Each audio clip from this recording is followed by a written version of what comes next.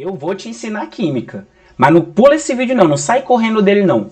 Me dá 5 minutos que eu vou te provar que a química não é nada esse bicho de 7 cabeças. Pelo contrário, ela é uma ciência fantástica e maravilhosa.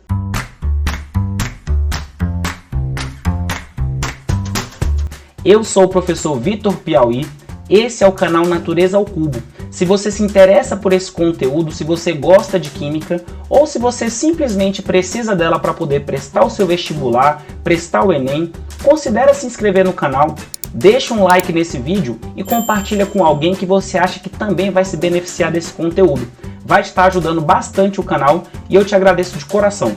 Bora lá pro vídeo? Entender a química é uma forma de te aproximar do mundo em que você vive, compreender como as coisas funcionam dentro dele. Dessa forma, você vai conquistar a habilidade de conseguir aproveitar o mundo de diferentes maneiras. E isso com certeza vai ser um diferencial na sua vida. Nada vai te ajudar a compreender o mundo mais do que a química. A química é a base que a gente precisa para explicar como a vida foi formada, como um câncer pode ser curado, como o smartphone consegue armazenar trocentas mais coisas do que um notebook de 5 anos atrás. Consegue explicar também como que a vida consegue permanecer nesse planeta. Claro, né? Se a gente fizer a nossa parte e fizer tudo certinho. A química é uma ciência de como 3 partículas, o próton, o nêutron e o elétron, podem se juntar de trilhões e trilhões de combinações possíveis para formar, preste bem atenção nisso, hein? Tudo o que existe. É de explodir a cabeça, né? A química é tudo isso. Cientistas malucos, revelações que mudam o mundo, o imaginável, o inimaginável, remédios, bomba atômica, comida, beleza, destruição, vida, morte e respostas para perguntas que você achava que não tinha. Eu amo a química e eu espero que eu consiga te mostrar o porquê. Para isso, a gente vai começar com talvez a maior ideia de todos os tempos. As coisas são feitas de átomos. Quem provou matematicamente a existência dos átomos e das moléculas foi ninguém mais, ninguém menos do que Albert Einstein. Isso mesmo, próprio, lá no ano de 1905. E isso decorreu do fato de que em 1827, um botânico chamado Robert Brown estava observando no microscópio grãos de pólen na água. E ele observou que quando esses grãos de pólen estavam na água, eles faziam um movimento aleatório, parecendo com que se chocasse com alguma coisa, aparentemente do nada. Quem resolveu esse mistério de quase um século foi exatamente o Albert Einstein, quando ele, através de equações complexas, equações muito grandes, ele conseguiu descrever perfeitamente o movimento destes grãos de pólen na água, desde que fosse assumido que eles estivessem se chocando com pequenas partículas invisíveis. Todo mundo se convenceu disso e a partir de então deixou-se de questionar a existência do átomo. Estava provado matematicamente que o átomo existia. Hoje, a gente chama aquele movimento aleatório que Robert Brown tinha observado de movimento browniano. E ele é observado em muitos outros sistemas da natureza. Então, tudo que a gente considera alguma coisa é formado por átomos. Pequenas partículas que possuem diferentes propriedades conforme o arranjo de suas 3 simples partículas subatômicas. O próton, com massa relativa igual a 1 e com uma carga positiva mais 1, o nêutron com massa igual a do próton e com carga neutra, e o elétron com o mesmo valor de carga do próton, só que negativa, menos 1, e com a menor massa de todas. Ele é aproximadamente 1842 vezes mais leve que o próton e que o nêutron. Ou seja, para você conseguir atingir a mesma massa do que um próton ou um nêutron, você tem que juntar 1842 elétrons. Por isso que ele é o que tem a menor massa de todos. O próton e o nêutron ficam na parte central do átomo, chamada de núcleo. O núcleo é aproximadamente 10.000 vezes menor do que o próprio átomo. E ele carrega praticamente toda a massa do átomo. Ou seja, é uma grande massa concentrada em um volume ínfimo, muito pequeno. Significa então que o núcleo é extremamente denso. E os elétrons estão orbitando ao redor desse núcleo numa região chamada de eletrosfera. E é onde acontecem as coisas mais legais da química. Eu vou te mostrar daqui a pouco por quê. Só para você ter noção de como o núcleo é muito menor do que o próprio átomo, a gente costuma fazer a seguinte analogia. Se o átomo fosse um estádio de futebol, ou seja, né, se a gente for fazer a proporção, o núcleo seria do tamanho da bola de futebol lá no centro do campo. Então, com isso você consegue perceber a dimensão, ou pelo menos ter uma ideia da dimensão que o átomo tem em relação ao núcleo. Eu falei agora há pouco, o núcleo ele é 10.000 vezes menor do que o próprio átomo. O número de prótons de um átomo é muito importante, porque é isso que vai determinar a qual elemento químico esse átomo pertence. 6 prótons sempre será carbono, representado pela letra C maiúsculo.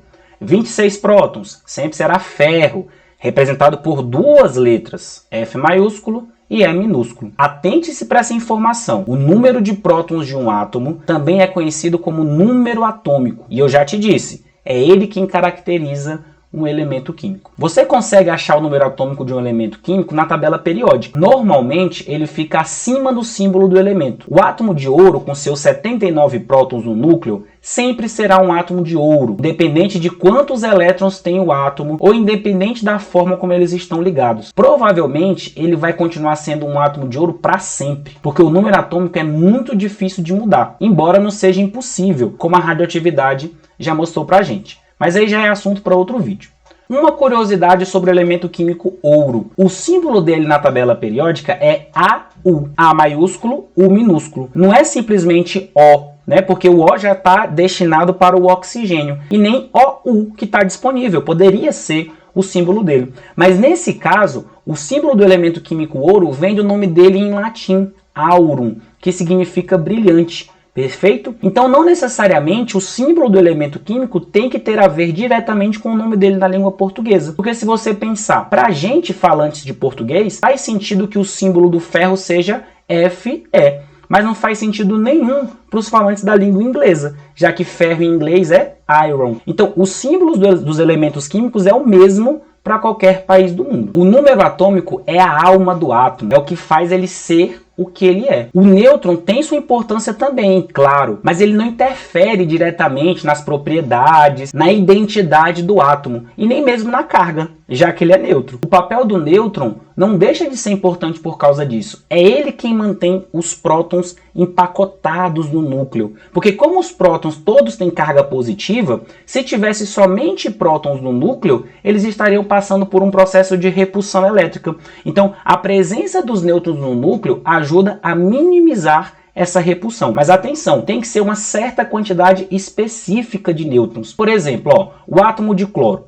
O cloro ele precisa de 18 nêutrons para abrir espaço corretamente para 17 prótons. Só que não obrigatoriamente é 18. Pode ser, por exemplo, 20. Então, com 20 nêutrons, também é possível estabilizar os 17 prótons do cloro. 19 não, tá? Aí você vai me perguntar, mas por que é assim? Bom, não fui eu que inventei isso não, tá? Foi coisa da natureza. A natureza decidiu que ia ser assim. O número atômico do cloro não muda, mas o número de nêutrons pode mudar, como a gente viu. Ou seja, o número de massa depende de qual isótopo estamos analisando. O número de massa de um isótopo nada mais é do que a soma de seu número de prótons e de nêutrons. Isto é, o número de massa é sempre um número inteiro, não tem casa decimal. Já a massa atômica, que é usada para descrever a massa de um elemento químico como um todo, leva em consideração uma média da presença desses isótopos no planeta Terra. Como o cloro possui dois diferentes isótopos estáveis, cada um com um número diferente de nêutrons, a sua massa atômica acaba não sendo um número inteiro. Ela apresenta casas decimais. Aproximadamente 76% do cloro do mundo possui 18 nêutrons. E os outros 24% possuem 20. Fazendo uma média ponderada entre 35 e 37, a gente encontra 35,48 para a massa atômica do elemento químico cloro. Você percebeu que eu chamei cada um dos tipos de átomos de cloro de isótopos? Eles possuem a mesma quantidade de prótons, portanto pertencem ao mesmo elemento químico, mas eles possuem massas diferentes. Diferentes isótopos possuem diferentes números de massa. O número de massa é uma simples adição relativa a um isótopo específico, enquanto que a massa atômica é relativa ao elemento químico como um todo. representando todos os átomos daquele elemento que existem na Terra. Então, é assim que você vai encontrar o elemento químico cloro na tabela periódica. O seu símbolo, C maiúsculo, L minúsculo. Acima dele, o seu número atômico, que nesse caso é 17, a quantidade de prótons no núcleo.